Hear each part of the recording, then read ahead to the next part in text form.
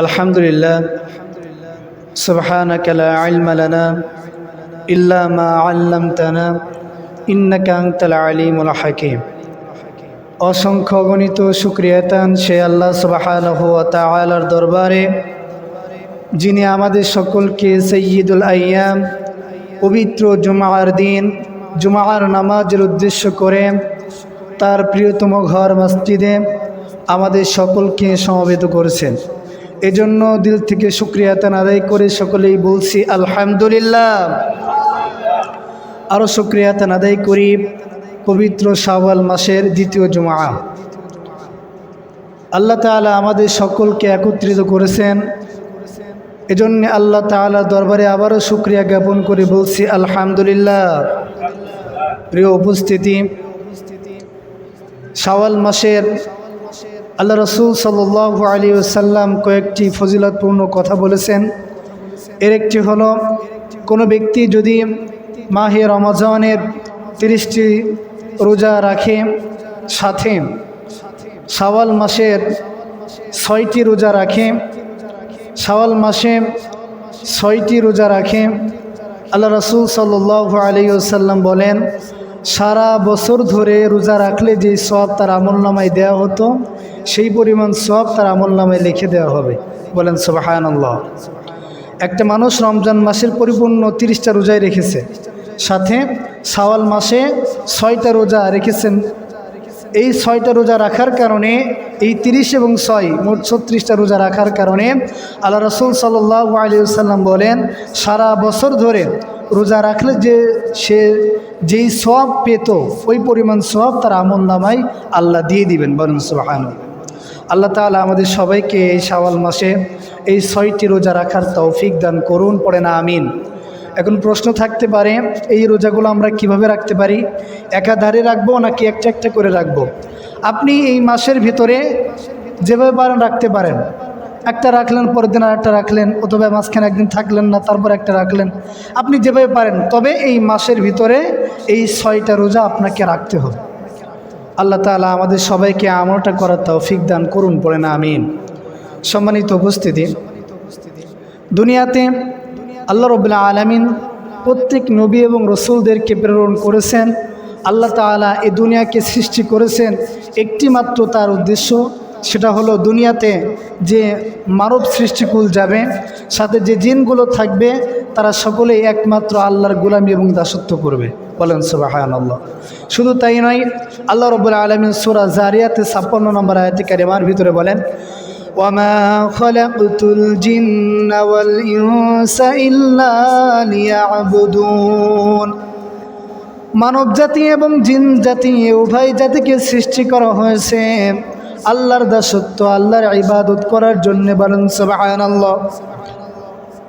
এই দুই জাতিকে আল্লাহ সৃষ্টি করেছেন আল্লাহর দাসত্ব এবং আল্লাহর গোলামি করার জন্য। শুধু তাই নয়, পৃথিবীর শুরু থেকে বাবা আদম আলাইহিস সালাতু ওয়াস সালাম থেকে হযরত মুহাম্মদ রাসূলুল্লাহ সাল্লাল্লাহু আলাইহি ওয়াসাল্লাম পর্যন্ত যত নবী এবং রসুল এই দুনিয়াতে এসেছেন, প্রত্যেক নবী এবং রসুল আল্লাহর দিকে সবাইকে দাওয়াত দিয়েছেন, আল্লাহর দাসত্বের কথাগুলো মানুষের কাছে বলেছেন। বলেন সুবহানাল্লাহ। আল্লাহ তাআলা সূরা নাহলের ভিতরে বলেন, ওয়ালাকাদ বাআসনা ফি কুল্লি উম্মাতির রাসূলান আন ইবুদুল্লাহা ওয়াজতানিবুত তাগুত। আল্লাহ রাব্বুল আলামিন বলেন, পৃথিবীর ভিতরে যত নবী এবং রসুল আমি প্রেরণ করেছি, প্রত্যেক নবী এবং রসুলের বক্তব্য ছিল আনি আবুদুল্লাহ, আল্লাহর দাসত্ব করো, ওয়াজতানিবুত তাগুত, এবং তাগুতকে বর্জন করো। বলেন সুবহানাল্লাহ। আল্লাহ রাব্বুল আলামিন কোরআনুল কারীমের ভিতরে নবীদের উদাহরণ দিয়ে আমাদেরকে জানিয়ে দিলেন, ও দুনিয়ার মানুষেরা, শুধুমাত্র মুহাম্মদুর রাসূলুল্লাহ সাল্লাল্লাহু আলাইহি ওয়াসাল্লামকে এই দায়িত্ব দিয়ে প্রেরণ করা হয় নাই। অতীতে যতগুলো নবী এবং রাসূল পৃথিবীতে এসেছেন, প্রত্যেক নবী এবং রাসূলের দায়িত্ব ছিল কি? তোমরা শোনো, ওয়া ইলা আদিন আখাহুম হুদা। আদ জাতির কাছে তাদের ভাইকে প্রেরণ করলাম হযরত হুদ আলাইহিস সালাতু ওয়াস সালামকে। ক্বালা, তিনি বললেন, ইয়া কওমি আবুদুল্লাহ, হে আমার জাতি, হে আদ জাতি, ইউবুদুল্লাহ মা লাকুম মিন ইলাহিন গায়রু, আল্লাহর গোলামি করো, আল্লাহর ইবাদত করো, তিনি ছাড়া সত্য কোনো ইলাহ নাই। মা লাকুম মিন ইলাহিন গায়রু, তিনি ছাড়া সত্য কোনো ইলাহ নাই। আফালা তাত্তাকুন, তোমরা কি আল্লাহকে ভয় করবে না? আল্লাহ রাব্বুল আলামিন আরো বলেন, হযরতে সালেহ আলাইহিস সালাতু ওয়াস সালামকে সামুদ জাতির নিকট প্রেরণ করলেন। সামুদ জাতিকে আল্লাহ তাআলা তাদের যেই ভাই, সামুদ জাতির যে ভাই হযরতে সালেহ আলাইহিস সালাতু ওয়াস সালাম তাদের নিকট আসলেন। আসার পরে তিনি বললেন, ইয়া কওমি আবুদুল্লাহ মা লাকুম মিন ইলাহিন গায়রু, ও সামুদ জাতি, আল্লাহ তোমাদের কাছে আমাকে নবী হিসাবে প্রেরণ করেছেন, আল্লাহ আমাকে দায়িত্ব দিয়েছেন তোমাদের কাছে এই দাওয়াত পৌঁছানোর। তোমরা সকলেই আল্লাহর দাসত্ব করবে, তার সাথে কোনো শরীক করবে না। মা লাকুম মিন ইলাহিন গায়রু, তিনি বাদে সত্য কোনো ইলাহ নাই। বলেন সুবহানাল্লাহ। তিনি শুধু এই কথাই বললেন, আরো বললেন, কদ জাতকুম বাজ্জিনাতুম মির রাব্বিকুম, তিনি তোমাদের নিকট তার পক্ষ থেকে সত্য কিতাব প্রেরণ করেছে। বলেন সুবহানাল্লাহ। হাদিহি নাকাতুল্লাহি লাকুম আয়াতান ফাযারুহা তাকুল ফি আরদিল্লাহ, এবং এই উষ্টটিকে তোমাদের জন্য নিদর্শন রূপে আল্লাহ তাআলা পাঠিয়েছেন। আল্লাহর জমিনে সে চলাচল করবে, যেখানে মনে চায় সেখান থেকে আহার করবে, একে তোমরা বাধা দিবে না। ওয়ালা তামাসসুহা বিসুইন ফায়াখুযাকুম আযাবুন আলীম, এবং এই উটকে তোমরা মন্দ প্রয়োজনে তাকে প্রহার করবে না, হাত দিবে না। তাহলে যদি তোমরা তাকে মন্দ কোনো চিন্তাধারায় উটের উপর আঘাত করো, আল্লাহ রাব্বুল আলামিন তোমাদেরকে আযাব দিয়ে শাস্তি ভোগ করাবেন। বলেন নাউযু বিল্লাহ। সম্মানিত উপস্থিতি, সামুদ জাতির কাছে আল্লাহর দাওয়াত দেওয়া হয়েছিল। সামুদ জাতির কাছে একই দাওয়াত, আদ জাতির কাছে একই দাওয়াত। শুধু তাই নয়, হযরত শুআয়ব আলাইহিস সালাতু ওয়াস সালামকে মাদায়ান শহরে প্রেরণ করার পর আল্লাহ রাব্বুল আলামিন মাদায়ানবাসীকে জানিয়ে দিল, মাদায়ানবাসী শোনো, ইয়া কওমি আবুদুল্লাহ, তোমরা আল্লাহর ইবাদত করো, আল্লাহর দাসত্ব করো, তার সাথে কাউকে শরীক করো না। শুআয়ব আলাইহিস সালাতু ওয়াস সালাম তার কওমের লোকদেরকে এই দাওয়াত দেওয়ার পরে তিনি বললেন, কদ জাতকুম বাজ্জিনাতুম মির রাব্বিকুম ফাআউফুল কাইলা ওয়াল মিজান, তিনি ছাড়া তোমাদের সত্য কোনো ইলাহ নাই, তোমাদের রবের পক্ষ থেকে তোমাদের নিকট সুস্পষ্ট প্রমাণ এসেছে, সুতরাং তোমরা পরিমাণে ও ওজনে কম দিও না, এবং মানুষ তাদের পণ্যে কম দিবে না। ওয়ালা তাবখাসুন নাস আশিয়াহুম, মানুষের পণ্য যেই তোমাদের কাছে ক্রয় বিক্রয় করে, যেই পণ্য তোমাদের কাছ থেকে ক্রয় করে, এই পণ্য তোমরা কমে দিবে না, কম দিবে না, তোমরা ওজনে কম দিবে না, এবং ওজনের পরিবর্তে তোমরা এটা ক্রয় বিক্রয়ের ক্ষেত্রে পরিপূর্ণ মাত্রায় এটাকে দিবে। বলেন সুবহানাল্লাহ। এরপরে আল্লাহ তাআলা বললেন, ওয়ালা তুফসিদু ফিল আরদি বা'দা ইসলাহিহা, তোমরা জমিনের উপরে ফাসাদ সৃষ্টি করো না সেটা সংশোধন হয়ে যাওয়ার পর।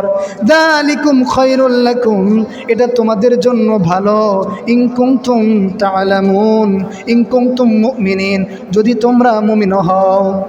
সম্মানিত উপস্থিতি, তাহলে হযরত হুদ আলাইহিস সালাতু ওয়াস সালাম, হযরত সালেহ আলাইহিস সালাতু ওয়াস সালাম, হযরত শুআয়ব আলাইহিস সালাতু ওয়াস সালাম, হযরত মূসা আলাইহিস সালাতু ওয়াস সালাম, হযরত ঈসা আলাইহিস সালাতু ওয়াস সালাম, পৃথিবীর বুকে যতগুলো নবী এসেছেন প্রত্যেক নবীর একটি দাওয়াত ছিল, আনি আবুদুল্লাহ, আল্লাহর দাসত্ব করো, আল্লাহর গোলামি করো, ওয়াজতানিবুত তাগুত, তাগুতকে বর্জন করো। বলেন সুবহানাল্লাহ। সম্মানিত উপস্থিতি, তাহলে আয়াত দ্বারা নবী রাসূলগণের এই উদাহরণ দ্বারা আমরা বুঝে গেলাম, দুনিয়াতে যদি মানুষ হিসাবে বাঁচতে চাই, গোলামি একমাত্র কার করা লাগবে? জোরে বলেন তো। আল্লাহ রাব্বুল আলামিন তার নবীকে আয়াত কারিমা নাজিল করে নবীর উপর দায়িত্ব দিলেন। আল্লাহ তাআলা তার রাসূলকে বললেন, ইয়া আইয়ুহার রাসূল বাল্লিগ মা উনজিলা ইলাইকা মির রাব্বিক, হে আমার রাসূল, আপনার প্রতি যা অবতীর্ণ করা হয়েছে এটার আপনি মানুষের মাঝে এটা পৌঁছে দেন, মানুষের মাঝে এই কথাগুলো প্রচার করে দেন। ওয়াইল্লাম তাফআল ফামা বাল্লাগতা রিসালাতা, যদি আপনি এই কোরআনের বার্তাগুলো, আমি আল্লাহর কথাগুলো, এ নবী আপনি যদি এগুলো প্রচার না করেন, এগুলো মানুষের মাঝে ক্লিয়ার না করেন, দাওয়াত না দেন, আপনি রিসালাতের দায়িত্ব সম্পূর্ণ করলেন না। আল্লাহু ইয়াসিমুকা মিনান নাস, আর এই দাওয়াত দেওয়ার ক্ষেত্রে মানুষের কটু কথা, মানুষ আপনাকে দিয়ে অত্যাচার নির্যাতন করবে, এগুলো থেকে আমি আল্লাহ আপনাকে রক্ষা করব। বলেন সুবহানাল্লাহ। ইসলামের দাওয়াত দিতে গিয়ে অনেক মানুষ মার খায়, কথা ঠিক না বেঠিক?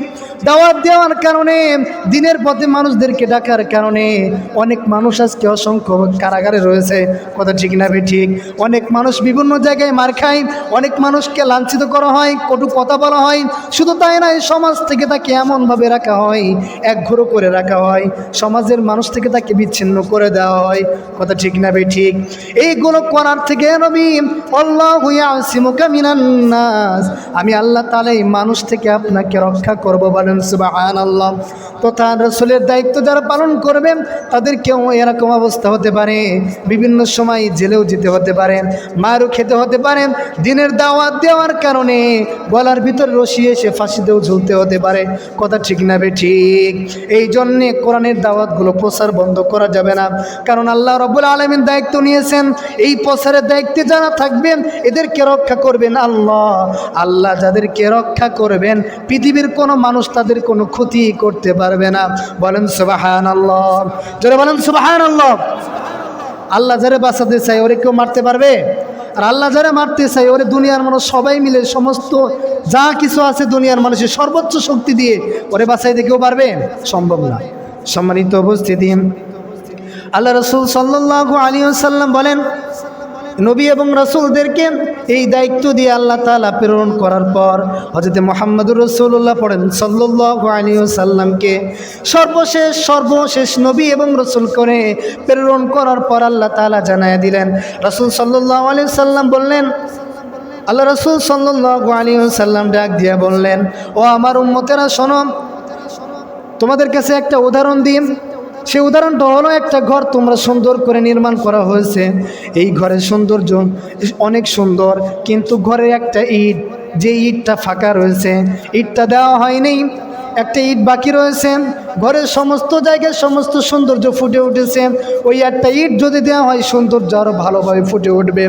ওই একটা ইট যেমন ওই ঘরের সৌন্দর্য, একটা ইট দিলে যেমন ঘর পরিপূর্ণ হয়ে যায়, ঠিক তদ্রূপভাবে আল্লাহ রাব্বুল আলামিন আমি নবীকে ওরকম একটা ঘর নির্মাণ করার পর একটা ইট যেটা বাকি ছিল সর্বশেষ দেওয়া হয়েছে, আমি মুহাম্মদুর রাসূলুল্লাহ সেই ইট আমাকে দিয়ে আল্লাহ তাআলা দিনকে পূর্ণাঙ্গ করে দিয়েছেন। বলেন সুবহানাল্লাহ। দিনকে পূর্ণাঙ্গ করে দেওয়ার পর আল্লাহ রাব্বুল আলামিন আমার মাধ্যমে নবুয়তের সিলসিলা বন্ধ করে দিয়েছেন। বলেন সুবহানাল্লাহ। আল্লাহ তাআলা বলেন, মা কানা মুহাম্মাদুন আবা আহাদিম মির রিজালিকুম ওয়ালাকির রাসূলুল্লাহি ওয়া খাতামান নাবিয়্যিন। মুহাম্মদ সাল্লাল্লাহু আলাইহি ওয়াসাল্লাম কারো পিতা নন, তিনি সর্বশেষ এবং সর্বশেষ রাসূল এবং সর্বশেষ নবী। বলেন সুবহানাল্লাহ।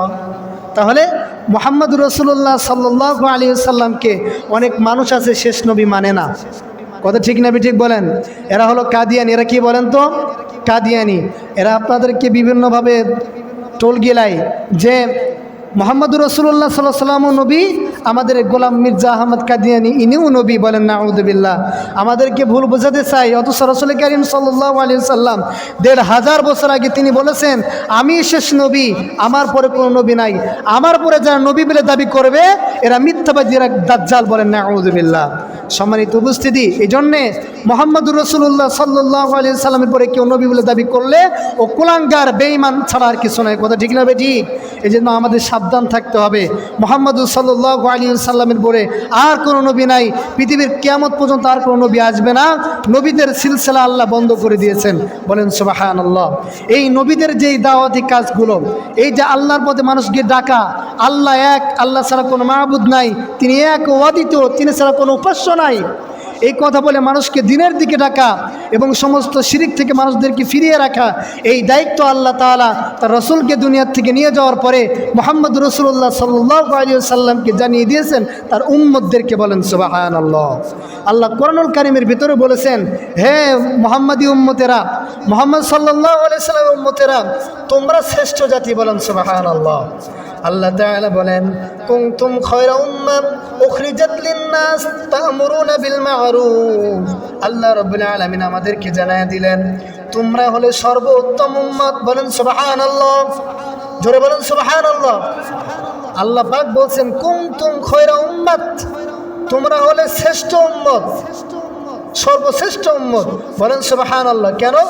উখরিজাত লিন-নাস, তোমাদেরকে মানুষদের জন্য উদ্ভাবন করা হয়েছে। বলেন সুবহানাল্লাহ। ও মুসলমান, আপনি আপনার জন্য বাঁচবেন তা হবে না, আপনি আপনার নিজের জন্য বাঁচবেন তা হবে না, আপনার অপর মুসলমান ভাইয়ের প্রতি দরদ থাকা লাগবে। উখরিজাত লিন-নাস, শুধুমাত্র মুসলমান নিজের জন্য বাঁচে না, মুসলমান তার ভাইয়ের জন্য বাঁচে। বলেন সুবহানাল্লাহ। কেন আল্লাহ তাআলা বলেন তোমরা শ্রেষ্ঠ জাতি, তোমরা শ্রেষ্ঠ জাতি, তোমরা শ্রেষ্ঠত্বের দিক থেকে তিনটা গুণ যদি তোমার ভিতরে থাকে, বুঝতে হবে শ্রেষ্ঠ নবীর শ্রেষ্ঠ উম্মত হিসাবে তুমি দাবি করতে পারো। বলেন সুবহানাল্লাহ। সবাই ভালো করে খেয়াল করবেন, উখরিজাত লিন-নাসি তা'মুরুনা বিল মা'রুফ, এক নাম্বার গুণাবলী হলো তোমরা যদি মানব জাতির ভিতরে শ্রেষ্ঠ নবীর শ্রেষ্ঠ উম্মত হিসাবে দাবি করতে চাও, তাহলে এক নাম্বার গুণাবলী যেইটা তোমাদের থাকা লাগবে তা হলো মানুষদেরকে সৎ কাজের নির্দেশ দিবে। বলেন সুবহানাল্লাহ। ওয়াতানহাউনা আনিল মুনকার, দুই নাম্বার গুণাবলী তোমাদের হবে মানুষদেরকে অশ্লীল বেহায়াপনা মন্দ কাজ থেকে মানুষদেরকে ফিরিয়ে রাখা, মানুষদেরকে নিষেধ করা। ওয়াতুমিনুনা বিল্লাহ, এবং তোমরা আল্লাহর প্রতি পূর্ণ ঈমানদার হওয়া। বলেন সুবহানাল্লাহ। এক নম্বরে মানুষদেরকে সৎ কাজে আদেশ দেওয়া, দুই নাম্বার মন্দ কাজ থেকে মানুষকে নিষেধ করা, তিন নাম্বার আল্লাহর প্রতি পূর্ণ ঈমান রাখা। এই তিনটার গুণে গুণান্বিত যদি তুমি হতে পারো, মুহাম্মদুর রাসূলুল্লাহ সাল্লাল্লাহু আলাইহি ওয়াসাল্লামের শ্রেষ্ঠ উম্মত হিসেবে তুমি দাবি করতে পারো। বলেন সুবহানাল্লাহ। তাহলে চিন্তা করেন তো, এই তিনটা গুণাবলী আমাদের আছে কিনা? সমাজের ভিতরে যে অন্যায় অপকর্মগুলো হচ্ছে, এগুলোর বিরুদ্ধে আমরা কথা বলতে পারছি কিনা? সমাজের ভিতরে যে সৎ কাজে আদেশ দেওয়া প্রয়োজন রয়েছে, এই সৎ কাজে আদেশ দাতাদের ভিতরে আমরা আছি কিনা? সমাজের ভিতরে যে আল্লাহকে ভয় করার নীতি, আল্লাহকে বিশ্বাস করার নীতি যে অবলম্বন করার যে পন্থাটা রয়েছে, এই পন্থার ভিতরে আমরা আছি কিনা? সম্মানিত উপস্থিতি, আমরা শ্রেষ্ঠ জাতি ঠিকই আছে, কিন্তু এই তিনটা গুণাবলী একটি যদি আমাদের মাঝে না থাকে, আমি আপনি শ্রেষ্ঠ উম্মত এখনো হতে পারি? মানুষদের ভিতরে শ্রেষ্ঠ মানুষ হিসাবে গণ্য হয়েছে। এরপরে এই শ্রেষ্ঠ মানুষদের ভিতরে শ্রেষ্ঠ জাতি হিসাবে আল্লাহ তাআলা আমাদেরকে কবুল করেছেন এই তিনটা গুণাবলীর মাধ্যমে। আর এই তিনটা গুণাবলী যদি আমার আপনার ভিতরে না থাকে, গরু ছাগল মহিষ যেমন আমাদের অবস্থাগুলো তেমন। বলেন নাউযুবিল্লাহ। গরু মানুষদের থেকে কম বোঝে, গরু মানুষের থেকে দুর্বল। আল্লাহ তাআলা বলছেন খুলিকাল ইনসানু যায়ীফা, মানুষকে দুর্বল হিসাবে সৃষ্টি করা হয়েছে। আপনি একটা গরু আজ পর্যন্ত দেখেছেন গরু বৃদ্ধ হয়ে গেছে লাঠি ভর দিয়ে হাঁটে? দেখেছেন আপনারা কেউ? কিন্তু একটা মানুষ বৃদ্ধ হয়ে গেলে মাজা কুজো হয়ে যায়, লাঠি ভর দিয়ে হাঁটতে হয়। কথা ঠিক না ঠিক বলেন? একটা গরুর বাচ্চা যখন মায়ের পেট থেকে দুনিয়ার ভূমিষ্ঠ হওয়ার পরে কি তারে কেউ হাত ধরে কেউ হাঁটায়, নাকি সে নিজের মতো হাঁটতে শুরু করে? বলেন তো। সে তার নিজের মতো করে হাঁটতে শুরু করে, তাকে কেউ হাত ধরে হাঁটানো শেখায় না, তারে কেউ ধরে বেঁধে হাঁটা শেখায় না। মানুষ মায়ের পেট থেকে জন্মগ্রহণ করার পর সে কি খাবে, সে তো নিজে তো দূরের কথা, তার একদম সবসময় তার কাছে থাকার প্রয়োজন। কারণ সে থাকে দুর্বল, সে ডাইনেও কাজ হতে পারে না, বামেও কাজ হতে পারে না, নিজের কোনো অস্তিত্ব থাকে না, এত পরিমাণে সে দুর্বল থাকে। খাওয়াইলে খাইতে পারে, শোয়াইলে শোয়, বসাইলে বসে, দাঁড়া করাইলে দাঁড়ায়, বসে নিজের যোগ্যতায় সে দাঁড়াইতে পারে না যতদিন না পর্যন্ত তার 3 থেকে 4 বছর বয়স পরিপূর্ণ না হয়। কথা ঠিক না ঠিক বলেন? তাহলে মানুষ সৃষ্টিগত দিক থেকে দুর্বল হলেও মানুষকে আল্লাহ তাআলা আকল দিয়েছেন, বুদ্ধির সাথে বিবেকও দিয়েছেন, এই জন্য মানুষ শ্রেষ্ঠ জাতি। বলেন সুবহানাল্লাহ। আর এই মানুষগুলো শ্রেষ্ঠত্বের দিক থেকে মুহাম্মদুর রাসূলুল্লাহ সাল্লাল্লাহু আলাইহি সাল্লাম উম্মতরা হলো পৃথিবীর শ্রেষ্ঠ জাতি। এই যে আমরা যেই যুগে বসবাস করছি আমরা হলাম শ্রেষ্ঠ জাতি, যদি এই তিনটা গুণাবলী আমাদের ভিতরে থাকে। ও মুসলমান ভাইয়েরা, আজকে ফিলিস্তিনি মুসলমানদেরকে নির্মমভাবে হত্যা করা হচ্ছে, আমরা মুসলমানেরা চুপ করে বসে আছি। কথা ঠিক না ঠিক বলেন? অনেকের বক্তব্য হলো আমাদের এটা যে ফিলিস্তিনি মুসলমান মার খাচ্ছে, আমরা বাংলাদেশি থেকে আর কি বা করতে পারি, ওরা মার খাচ্ছে, আমরা আল্লাহ কাছে দোয়াই করি, আর কি করব। ও ভাই, আপনি মুসলমান যদি দাবি করেন, এক মুসলমান আর এক মুসলমানের শরীর স্বরূপ, আপনার কোনো মুসলমান যদি কষ্ট পায়, ঠিক আপনার যে 3.5 হাত বডি, এই বডির ভিতরে শরীরে কোনো জায়গায় যদি ব্যথা পাই, সারা শরীর সেটা অনুভব করে। কথা ঠিক নেবে ঠিক বলেন? ঠিক তদ্রূপভাবে আপনার একজন মুসলমান ভাই, হোক সে আফ্রিকান, হোক সে ফিলিস্তিন, হোক সে আরব কান্ট্রিতে, হোক সে বিভিন্ন জায়গার, আপনার সাথে তার কোনো পরিচয় নাই, কিন্তু সে মুসলমান। এই মুসলমানিত্বের দিক থেকে সে আপনার শরীর, এই মুসলমানকে যে কষ্ট দিবে আপনাকেও সেই পরিমাণ কষ্ট অনুভব করতে হবে এবং তার বিরোধিতা করার জন্য আপনাকে যথেষ্ট চেষ্টা চালাতে হবে। কথা ঠিক না ঠিক বলেন? নচেত আপনি মুসলমান হিসেবে দাবি করতে পারবেন না, কারণ আপনার ভিতরে মুসলমানের সেই দিকগুলোই নাই। কথা ঠিক না ঠিক বলেন? সম্মানিত উপস্থিতি, সমাজের ভিতরে এখন সমাজের ভিতরে সৎ কাজে আদেশ তো দূরের কথা, মন্দ কাজ হয়, ব্যভিচার হয়, সুদ আদান প্রদান হয়, ঘুষ আদান প্রদান করা হয়। শুধু তাই নয়, সমাজের ভিতরে যেই বিশৃঙ্খলাগুলো চলছে বর্তমানে, এমন এমন কাজ চলে যেই কাজগুলো করার কারণে আল্লাহর গজব পতিত হয়, সেই কাজ আমাদের সমাজে বিদ্যমান। আর আমরা এগুলো চুপ করে দেখি আর বলি, আহারে এই জায়গায় কথা যদি আমরা বলি আমাদের পিঠ থাকবে না। কথা ঠিক না ঠিক বলেন? ধরে বলেন ঠিক না ঠিক? সামান্য কিছু ক্ষমতা একজন পেয়েছে, ক্ষমতা পাওয়ার পরে আল্লাহ নাফরমানি যত দিক আছে সেই দিকগুলো সে দেখাইতে থাকে। কথা ঠিক না ঠিক? আমার ভাইয়েরা, আমার মুসল্লিয়ান ইকরাম, সকলের কাছে আবেদন আমার, এই গ্রাম আল্লাহ তাআলা রহমত দ্বারা আল্লাহ যেন পরিপূর্ণ করে দেয়, সকলে বলে আমিন। এই দেশটা আল্লাহ যেন আল্লাহ রহমত দ্বারা পরিপূর্ণ করে দেয়, সকলে বলেন আমিন। সম্মানিত উপস্থিতি, যে যার স্থান থেকে যতটুকু ক্ষমতার অধিকারী হয়েছেন, আল্লাহ তাআলা আপনাকে আমাকে 4টি দায়িত্ব দিয়েছেন। রাষ্ট্রীয় শক্তি যারা পাবে, রাষ্ট্রীয় ক্ষমতায় যারা যাবে, এরা ইসলামী দল হওয়া প্রযোজ্য নয়। ইসলামী দল যেগুলো আছে সেগুলো ক্ষমতায় যাওয়ার পর এগুলো কায়েম করবে না। আপনি যদি মুসলমান দাবি করেন, এটা আপনার উপরেও ফরজ। এ কথা কার বলেন তো? জোরে বলেন কার? আপনি যদি বলেন আমি একজন মুসলমান, আমি মুসলমানের সন্তান, আমি একজন মুসলমান, অবশ্যই এই কথা যদি আপনি বলে থাকেন, এই চিন্তা যদি আপনার ভিতর থাকে, তাহলে এই হুকুমটা আপনার জন্য মানা ফরজ। এটা আল্লাহ তাআলার পক্ষ থেকে নির্ধারিত বিধান। জোরে বলুন ঠিক না ঠিক? 4টা কাজ করতে হবে। আল্লাহ রাব্বুল আলামিন বলেন, যাদেরকে আমি আল্লাহ তাআলা এই দুনিয়াতে ক্ষমতা প্রদান করব, রাষ্ট্রীয় শক্তি দিব, তাদের কাজ হবে 4টা। জোরে বলেন কয়টা? আল্লাযীনা ইম্মাক্কান্নাহুম ফিল আরদি আকামুস সালাত। 1 নাম্বার তাদের কাজ হবে, দুনিয়াতে যারা যখন ক্ষমতা প্রাপ্ত হবে, 1 নাম্বার তাদের কাজ হবে জমিনের ভিতরে প্রথম তারা নামাজ কায়েম করবে। বলেন সুবহানাল্লাহ। 2 নাম্বার ওয়াতাবুজ যাকাত, যাকাত অর্থনীতির ব্যবস্থা কায়েম করবেন। ওয়া আমারু বিল মা'রুফ, সৎ কাজে মানুষদেরকে আদেশ করবেন। ওয়ানাহাউ আনিল মুনকার, এবং মানুষদেরকে অসৎ থেকে, মন্দ কাজ থেকে বিরত রাখবেন। ওয়ালিল্লাহি আকিবাতুল উমুর, প্রত্যেক কর্মের পরিণাম আল্লাহর এখতিয়ারভুক্ত। বলেন সুবহানাল্লাহ। যেই ব্যক্তিগুলো দুনিয়াতে এমপি হয়েছেন, যেই ব্যক্তিগুলো দুনিয়াতে চেয়ারম্যান হয়েছেন, যেই ব্যক্তিগুলো দুনিয়াতে মেম্বার হয়েছে, যার যার অবস্থানে যতটুকু রয়েছে এই এরিয়ার ভিতরে, সে যদি এই 4টি কাজ না করে, আল্লাহ রাব্বুল আলামিন বলেন ওয়ালিল্লাহি আকিবাতুল উমুর, তোমরা আমি আল্লাহর কাছে আসবে, আমি রব্বুল আলামিন তোমাদের এই কাজগুলো না করার কারণে পরিণাম ভোগ করাবো। কি পরিণাম ভোগ করাবো আমি আল্লাহই ভালো জানি। বলেন সুবহানাল্লাহ। এই জন্য যারা মেম্বার আছেন, যারা চেয়ারম্যান আছেন, এমপি আছেন, আপনার যদি মুসলমান দাবি করেন, মুসলমান যদি আপনি দাবি করেন, তাহলে এই 4টা কাজ আপনার করাই লাগবে। এই বিধানটি কার? 1 নাম্বার নামাজ কায়েম করা, 2 নাম্বার যাকাত প্রদান করা, 3 নাম্বার সৎ কাজের আদেশ দিয়া, 4 নাম্বার অসৎ কাজ থেকে মানুষদেরকে বিরত রাখা। এই 4টি কাজ আপনি ক্ষমতায় যাওয়ার পরে করবেন। এটা যদি আপনি না করেন, আফাতুমিনুনা বিবাদিল কিতাব ওয়া তাকফুরুনা বিবাদ, এই কিতাবের কিছু অংশ মানবেন আর কিছু অংশ মানবে না। আল্লাহ রাব্বুল আলামিন বলেন দুনিয়াতেও লাঞ্ছিত হবে, মৃত্যুর পরও ভয়াবহ আযাবে তোমাকে গ্রেফতার করবে। বলেন নাউযু বিল্লাহ।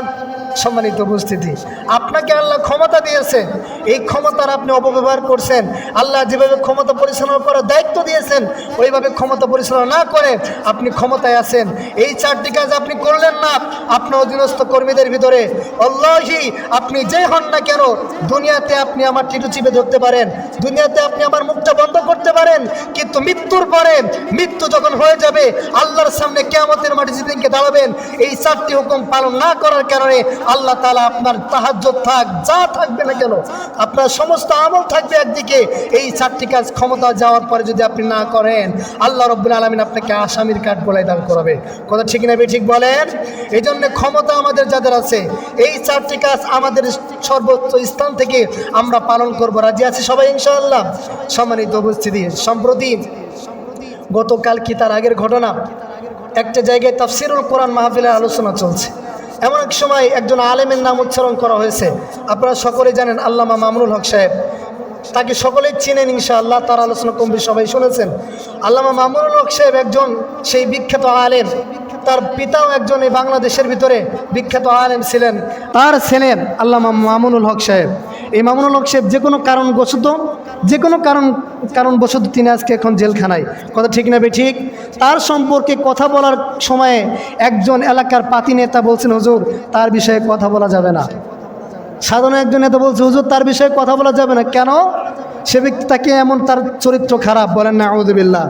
সম্মানিত উপস্থিতি, মুহাম্মদ রাসূলুল্লাহ সাল্লাল্লাহু আলাইহি ওয়াসাল্লাম বলেন আল উলামা ওয়ারাসাতুল আম্বিয়া, আলেম ওলামা হলো আমার ওয়ারিস।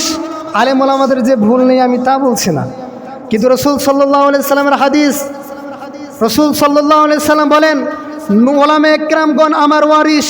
আমি কোনো দিনার, কোনো দিরহাম, রূপা এবং স্বর্ণ কিছুই রেখে যাচ্ছে না, আমি কোনো সম্পত্তি রেখে যাচ্ছে না, আমি রেখে যাচ্ছি ইলম। আর এই ইলম যারা অর্জন করবেন এরা হলো আমার ওয়ারিস, এরা হলো আমার রূহানি সন্তান। এই সন্তানগুলো আমার পরে এরা ইসলামের দায়িত্ব পালন করবে, আমার পরে দিনের দায়িত্ব পালন করবেন, দাওয়াতি কাজগুলো করবেন। এই ওলামা একরামগুলো আমার ওয়ারিস। সম্মানিত উপস্থিতি, রাসূল সাল্লাল্লাহু আলাইহি সাল্লাম যাদেরকে ওয়ারিস হিসেবে আখ্যায়িত করেছেন, আমি আপনি যদি তাদেরকে চরিত্র সম্পর্কে বাজে মন্তব্য করি, আপনার আমার ইমানের অবস্থা কি হাল হতে পারে একটু চিন্তা করতে পারি। সম্মানিত উপস্থিতি, ওই ব্যক্তি বলেন, এই ব্যক্তি যখন হুজুর আলোচনা করছেন, যখন বলেছেন তার কথা যে ইসলামের কারণে, কোরআনের কারণে যারা কোরআনের পথে মানুষকে দাওয়াত দিবে, এদের বিরুদ্ধে একদল মানুষ ষড়যন্ত্র করে এদেরকে বিভিন্নভাবে মিথ্যা মামলা দিয়ে কারাগারে ঢোকায়। আমি সরকারের দোষ দিব না, কারণ সরকার কাছে যদি কেউ না জানায়, অভিযোগ যদি তার কাছে কেউ না করে, কিভাবে সে গ্রহণ করবে, কিভাবে একটা মানুষের নামে মামলা লিখবে? ঠিক না ঠিক? সম্মানিত উপস্থিতি, এখানে যারা আপনারা উপস্থিত রয়েছেন, আপনারা যদি কেউ থানায় না ঢোকা পর্যন্ত আমার কেউ কিছু করতে আসবে না। কথা ঠিক না ঠিক বলেন? আমার কথা কি বুঝছেন আপনারা? আপনারা আমার বিরুদ্ধে অভিযোগ না দেওয়া পর্যন্ত কেউ এখানে আসবে না। কথা ঠিক না ঠিক বলেন? অভিযোগ দিলেই কেবল তারা আসবে, সরকার এখানে দোষী করা যাবে না। কিন্তু এক সমাজে এক শ্রেণীর লোক যারা আলেম ওলামাদেরকে পছন্দ করে না, সমাজের ভিতরে বিশৃঙ্খলা, সমাজের ভিতরে খ্রিস্টান ইহুদিদের এজেন্ডা বাস্তবায়ন করার জন্য আলেম ওলামাদেরকে মুখগুলো বন্ধ করে দেওয়ার জন্যে তারা মিথ্যা অপবাদ দিয়ে আলেম ওলামাদেরকে জেলে ঢুকাচ্ছে। কথা ঠিক না ঠিক বলেন? এই পাতি নেতা যখন তার সামনে আল্লামা মামুনুল হক সাহেবের নাম বলা হয়েছে, সঙ্গে সঙ্গে সে হুজুরের বিরুদ্ধে কথা বলেছেন। শুধু তাই নয়, যারা শ্রোতা ছিল, শ্রোতাদের একজন মামুনুল হক সাহেবের কথা বলে, তিনি তো আলেম, তার সম্পর্কে বাজে কথা বলা যাবে না। তিনি মঞ্চ থেকে লাফ দিয়ে তার ঘাড়ের উপরে এসে তাকে মারধর শুরু করেছে। বলেন নাউযু বিল্লাহ। ও মুসলমান, এটা বাংলাদেশ কি মুসলমানদের জমিন না অন্য কোনো ইহুদি খ্রিস্টানদের জমিন? কথা বলতে হবে সবাইকে। এটা মুসলমানদের জমিন না ইহুদি খ্রিস্টানদের জমিন? জোরে বলেন। সারা বিশ্বের ভিতরে দ্বিতীয়তম বৃহত্তম মুসলিম রাষ্ট্র বাংলাদেশ, কথা ঠিক না বেঠিক? সেই মুসলিম বৃহত্তম মুসলিম রাষ্ট্রে বসে আলেম ওলামাদের বিরুদ্ধে কথা হবে, আলেম ওলামাদেরকে আঙুল ঝাঁকিয়ে কথা বলবেন, এমন সমস্ত নাস্তিক মুরতাদ তাদের পক্ষ হয়ে যেই নেতাগুলো এজেন্ডা বাস্তবায়ন করবে, আমরা মুসলমান তাদের বিরুদ্ধে সকলেই ঐক্যবদ্ধ। জোরে বলুন ঠিক না বেঠিক? আমরা দলদারি বুঝি না, আমরা দলদারি বুঝি না। যে যে রাজনীতি করবে সে তার রাজনীতি করতে পারে, কোনো সমস্যা নাই। কিন্তু আলেম ওলামাদেরকে, যারা রসুলের ওয়ারিস, তাদের সম্পর্কে কেউ বাজে কথা বললে তার মুখ আমরা টিপে ধরবো। কথা ঠিক না বেঠিক? সম্মানিত উপস্থিতি, এই পাতি নেতা যারা বর্তমানে কিছুদিন নেতা হচ্ছে, হট করে নেতা হয়েছে, এই নেতাগুলো আলেম ওলামাদের বিরুদ্ধে কথা বলে, মনে করে আলেমদের বিরুদ্ধে, ইসলামের বিরুদ্ধে কথা বললে আমি তো ফেমাস হয়ে যাব। কারণ ইসলামের বিরুদ্ধে কথা বললে মুসলমানরা রেগে উঠবে। কারণ মুসলমানরা তাদের সবার ঠিকমতো নামাজ না থাকতে পারে, তাদের ঠিকমতো রোজা না থাকতে পারে, ঠিকমতো তারা যাকাত আদায় করতে না পারে, কিন্তু ইসলামের বিরুদ্ধে কেউ যদি কথা বলে, ইসলাম এবং রসুলের বিরুদ্ধে কেউ যদি কোনো অবস্থান গ্রহণ করেন, মুসলমানরা নামাজ না পড়ুক, মুসলমানরা রোজা না রাখুক, তাদের ভিতরে যদি যারা পরিমাণ ইমান থাকে, ওই ইমানটা জ্বলে ওঠে। কথা ঠিক না ঠিক বলেন? কিছুদিন আগে ওয়ালটন কোম্পানি তার পক্ষ থেকে এই যে ট্রান্সজেন্ডার তথা আপনি ছেলে, আপনি মনে মনে মনে করছেন আমি মেয়ে, এটাকে তারা বাস্তবায়ন করার জন্য একটা নাটক তৈরি করেছিল। এটা ফেসবুক এবং অনলাইনের মাধ্যমে এটা প্রতিবাদ করার মাধ্যমে এটা বন্ধ করে দেওয়া হয়েছে। সম্মানিত উপস্থিতি, ইহুদি নাসারা খ্রিস্টানরা তাদের এজেন্ডা বাস্তবায়ন করার জন্য এক নাম্বার তারা মিডিয়াকে কাজে লাগাচ্ছে। প্রথমত শিক্ষা ব্যবস্থায় হাত দিয়েছে, দ্বিতীয়তম মিডিয়াতে হাত দিয়েছে। শিক্ষা ব্যবস্থাগুলো আজকে এমন অবস্থা, আজকে আপনার ছেলে, আপনার মেয়ে পড়ছে, যদি তুমি মনে করো যে তুমি মনে মনে ছেলে, তুমি যদি মেয়ে হও তারপরেও তুমি ছেলে, আর তুমি যদি ছেলে হও, তুমি যদি মনে করো মেয়ে মনে মনে তুমি মেয়ে, তাহলে তুমি মেয়ে। বলেন না আউযুবিল্লাহ? আপনারা কি আমার কথা বলছেন? এটাকে বলে ট্রান্সজেন্ডার, এটাকে বলে ট্রান্সজেন্ডার। এটাকে বাস্তবায়ন করার জন্যে ইহুদি এবং খ্রিস্টানরা উঠে পড়ে লেগেছে।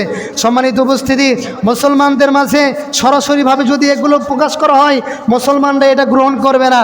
এই জন্য ইহুদি খ্রিস্টানরা বইয়ের মাধ্যমে শিক্ষাঙ্গনকে আগে হাত করেছে।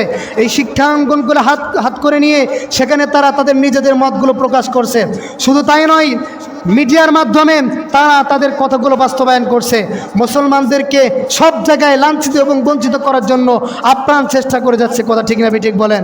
সম্মানিত উপস্থিতি, ওই পাশে ফিলিস্তিনি মুসলমান মার খাচ্ছে, আর আমাদের দেশে কিছু নামধারী মুসলমান কিছু বদমাইশ তারা এই সমস্ত কাজ কারবার করে মুসলমানদেরকে ঈমান খর্ব করার চেষ্টা করছে।